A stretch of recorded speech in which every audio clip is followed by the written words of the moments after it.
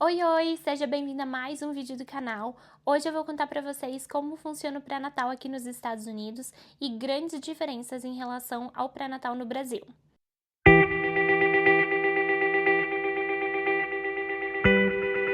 Meu nome é Juliana, estou grávida de 33 semanas da minha primeira filha, Alice, e moro aqui em Las Vegas, nos Estados Unidos. E é por isso que eu quero trazer para você esse conteúdo bem informativo sobre tudo o que acontece no pré-natal aqui, que essa foi uma grande questão para mim quando eu descobri que estava grávida. Existem duas situações. A primeira é se você tem seguro de saúde. A segunda é se você não tem. Então vamos falar da mais fácil, que é quando você já tem um seguro de saúde aqui. Você vai ligar em alguma clínica, hospital, enfim, vai procurar uma clínica obstétrica, basicamente, para que você goste, para saber se eles estão conectados, né, em network com o seu seguro de saúde, ou seja, se eles aceitam o seu seguro. Já na segunda situação é se você não tem um seguro de saúde, que é a situação de muitos imigrantes, principalmente no começo, ou se você não, né, tem uma documentação ainda aqui no país, também é um pouco mais difícil.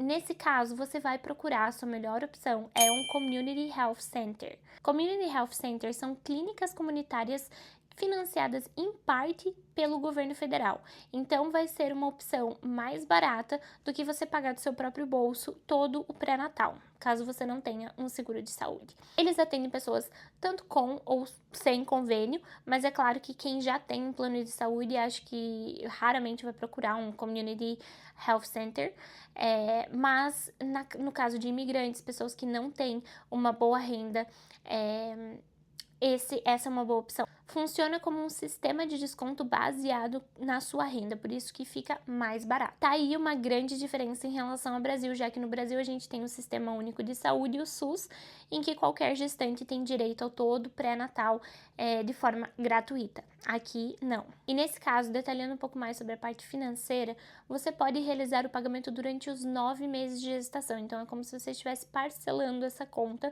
o que pode auxiliar bastante. Mas os exames e ultrassons, eles são pagos à parte. Então, você continua sendo responsável financeira por todo esse processo. Esse primeiro passo é sendo tomado já tendo certeza que você está grávida, então você procura um Community Health Center ou você já vai direto em contato com a clínica, com o hospital, enfim, que está trabalhando com o seu convênio.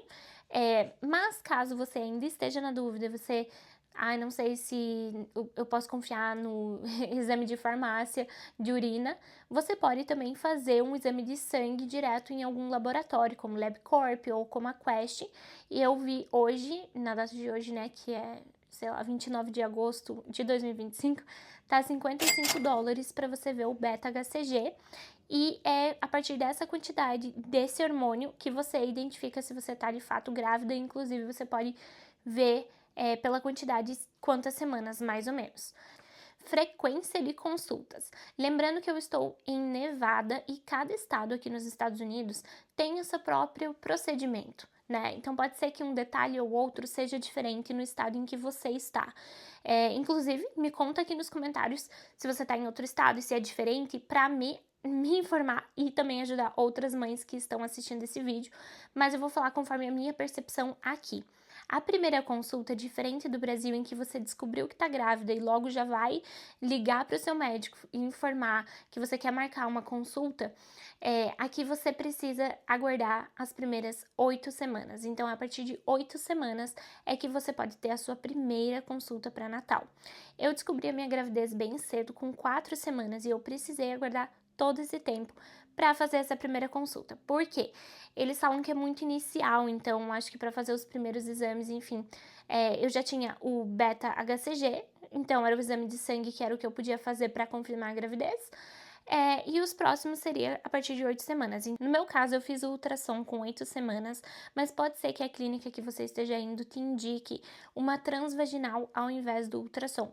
Isso é muito normal de acontecer no comecinho, porque eles falam que tá difícil de ver, ou enfim, acabam recomendando a transvaginal, mas aí você pode Se fizer muita questão do ultrassom, você pode argumentar que você gostaria de fazer, que foi o meu caso. Vamos falar sobre a frequência de cada consulta e depois eu vou detalhar o que é feito em cada fase desse processo.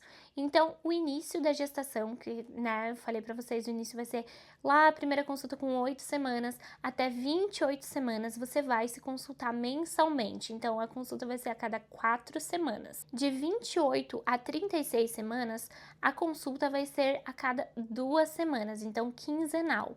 No meu caso, a partir da semana que vem, a médica já solicitou que a minha consulta fosse semanal. Eu não sou uma gravidez de alto risco, eu não sei porque decidiram fazer dessa forma, mas pode ser que seja também a diferença do estado. Eu tô falando para vocês o que geralmente é feito aqui nos Estados Unidos, em regra geral, né? De 28 a 36 semanas, quinzenal. E depois de 36 semanas até lá por 41 semanas, aí já é um momento em que os médicos vão começar a falar em indução, né? Se ultrapassar 41 semanas, a consulta vai ser semanal.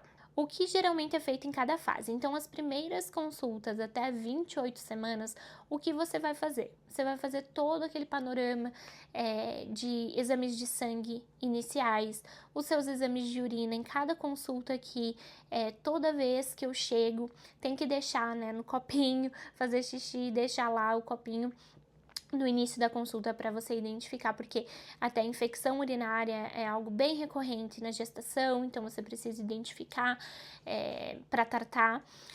Também vai fazer a sexagem fetal, caso você queira, né? Depois eu vou falar um pouquinho mais sobre isso. Tem aquele exame que é para ver a nuca do bebê.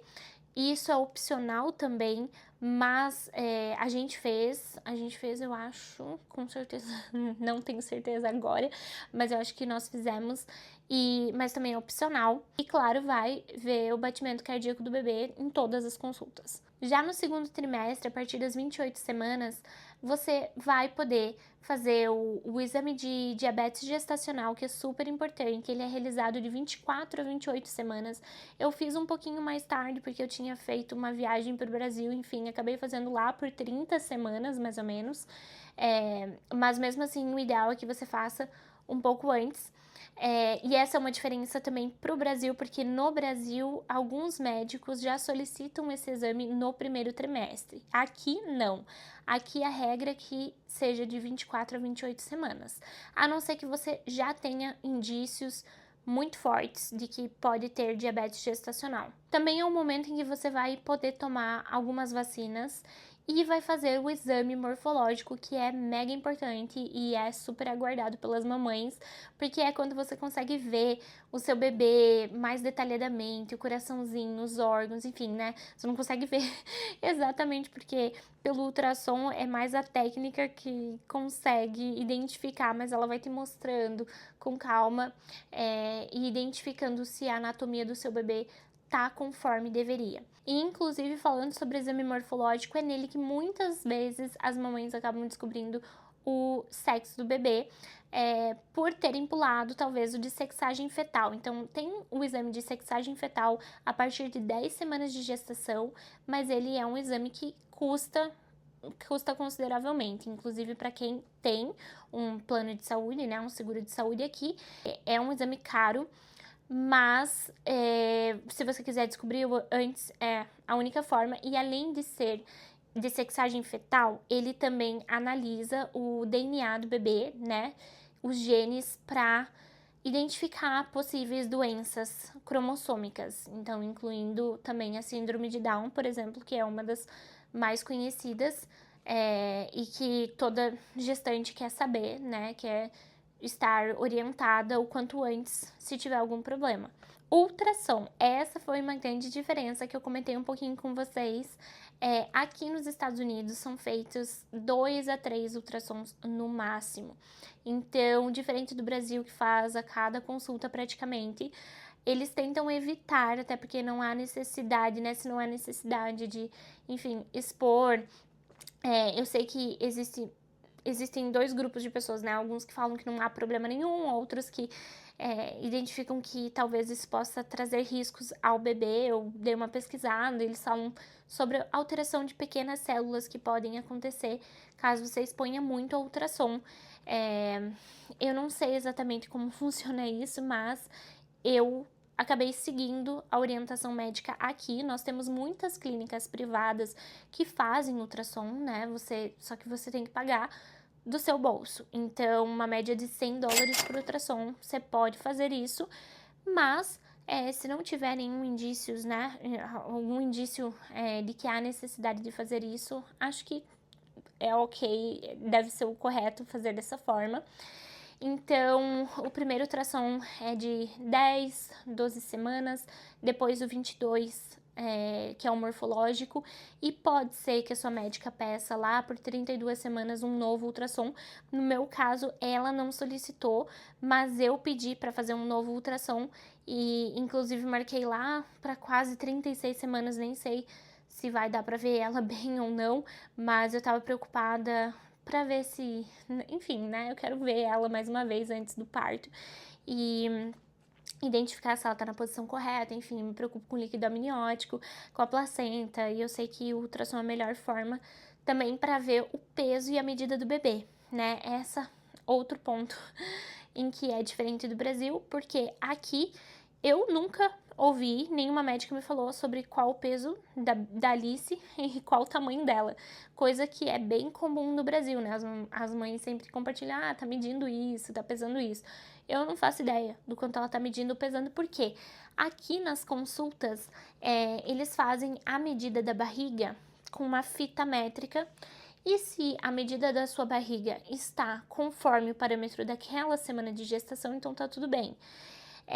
Outra coisa que eles fazem durante as consultas, né, que não o ultrassom, eles utilizam o Doppler, que é aquele para medir o batimento cardíaco do bebê, então para identificar quantos batimentos cardíacos, se tá tudo normal. E algumas clínicas, alguns hospitais, enfim, utilizam um tablet, que é o lugar que eu vou, eles fazem isso, e eu solicito a cada consulta para utilizar aquilo, que parece como se fosse um ultrassom, mas no tablet você consegue ver a posição do bebê, o líquido amniótico e, né, enfim, o batimento cardíaco também, então está tudo certo. Isso já me alivia, me dá uma tranquilidade, porque eu percebi nas últimas 2 consultas com esse aparelhinho, né, a médica identificou que a Alice já está na posição pro parto, então ela tá com a cabecinha virada, já tá pra baixo, e essa era uma das minhas grandes preocupações, né, porque a gente já tá com 33, quase 34 semanas, e eu sei que o espaço vai ficando apertadinho, e dizem que é ideal o bebê já estar nessa posição até 34 semanas, e depois que ele já tá virado pra baixo, acho que as possibilidades de mudar de posição são bem menores. Agora eu vou falar sobre as minhas percepções pessoais sobre esse pré-natal aqui e no Brasil, né? Então, o que eu gosto aqui e o que eu não gosto. O que eu gosto, que é alinhado com o que eu realmente desejo pro dia do meu parto, eu não sei como vai ser, mas eles incentivam muito mais o parto normal do que a cesárea.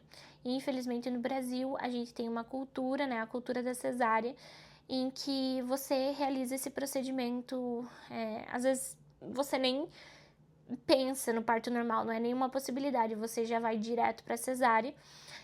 Já aqui a cesárea é realizada apenas em caso de emergência ou de uma necessidade realmente que você já identifica durante a gestação, sei lá, o bebê é muito grande, ou até, na verdade, isso é meio subjetivo, né, porque tem muita gente que fala que o bebê é grande e o bebê nasce e tá num tamanho muito menor do que o que era previsto. Mas em caso de emergência ou necessidade real de saúde, e isso pode ser positivo e negativo, né? Positivo no fato de que tem esse incentivo ao parto normal, parto vaginal, mas também ruim porque eu acho que a mulher tem que ter a escolha, claro, do que ela deseja para o corpo dela. Em alguns hospitais eu vi que eles já estão sendo mais flexíveis em relação a isso, então eles estão agendando cesáreas para pessoas, né, para mães que querem simplesmente agendar uma cesárea, mesmo não tendo uma indicação para isso, uma indicação médica, mas não é em todo lugar, então ainda continua sendo regra funcionar dessa forma que eu falei para vocês. E uma das coisas que eu menos gosto aqui é que o acompanhamento médico, ele é muito distante, né? Ele não tem a pessoalidade que tem o atendimento que se constrói no pré-natal do Brasil, né? Principalmente acho que nas clínicas particulares, em que você escolhe um médico desde o começo, ele te acompanha o pré-natal inteiro e você sabe que aquele médico é que vai realizar o parto do seu bebê, a não ser que algo extraordinário, né, que não está previsto aconteça. Aqui não, aqui você nunca sabe qual médico que vai realizar o parto. Pode ser diferente caso você, enfim, pague alguém particular, né, sem o seu plano de saúde, enfim, tem casos e casos. Mas, na regra geral, e como está sendo comigo, você escolhe a clínica que você está indo, né, e tem lá os médicos que estão disponíveis naquele local e você vai agendando as consultas. Então, se você tiver sorte, você pode agendar todas as consultas com o mesmo médico, mas isso não garante que vai ser o médico responsável pelo parto, porque pode ser outro, né? Pode ser que outra pessoa esteja no dia. E eu também tentei fazer de uma forma em que eu conhecesse todos os médicos, apesar de às vezes ter disponibilidade para fazer com a mesma médica, como eu não sei se é ela que vai ser a responsável no dia, eu gosto de conhecer todos os médicos, né, que tem essa possibilidade de ser o médico principal no dia. Mas esqueça você ter contato de telefone de médico para mandar, hoje eu não tô me sentindo bem, hoje eu tô sentindo isso e aquilo, o que eu faço? Não existe esse contato. No meu caso, ainda tem algumas semanas pela frente, ainda tem algumas coisas nesse pré-natal, né? Como até tem um exame do cotonete que tem que ser feito lá com 36 semanas. Enfim, ainda tem esse último ultrassom. Mas essa é uma panorâmica geral de como funciona o pré-natal aqui nos Estados Unidos.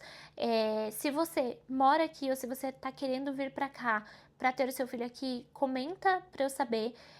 Me diz onde você mora e quais são as diferenças, o que mais te assustou, né, enfim, de tudo isso.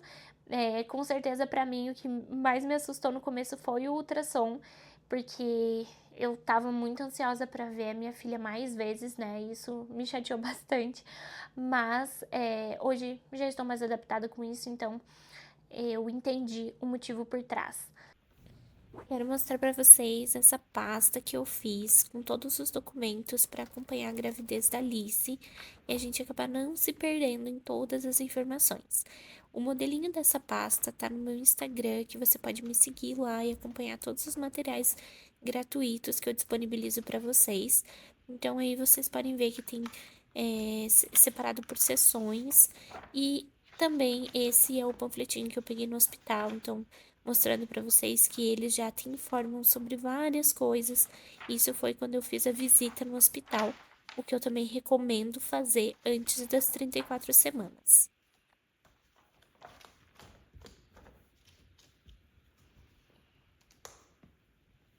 Se você gosta desse conteúdo de gestação e maternidade, não esquece de se inscrever aqui no meu canal, me apoiar para trazer mais conteúdos semanais aqui para vocês e contar tudo sobre o meu parto e a maternidade no futuro com a Alice. Te vejo no próximo vídeo.